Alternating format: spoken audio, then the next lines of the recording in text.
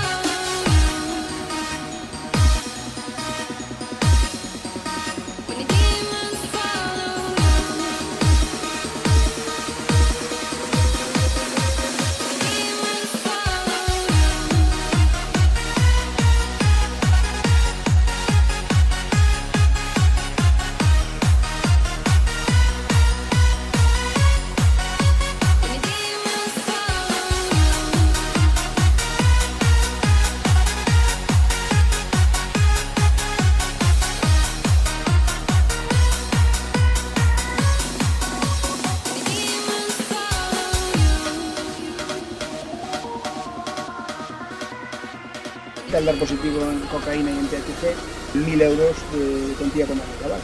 Vamos a proceder a la inmovilización del vehículo, ¿vale?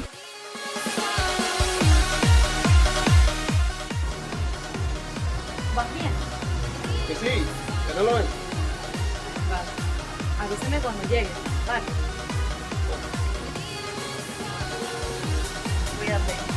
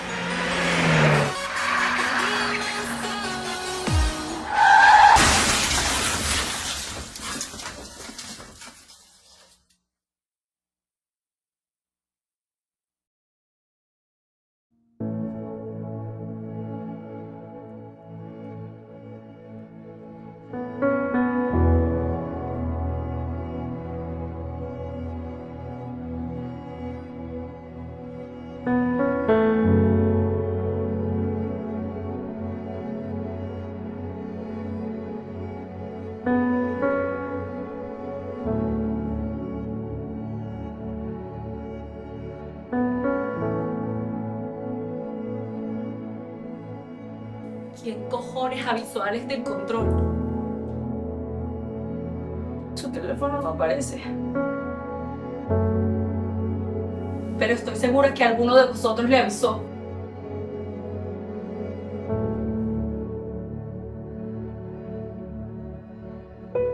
Él nunca se metía por ese camino.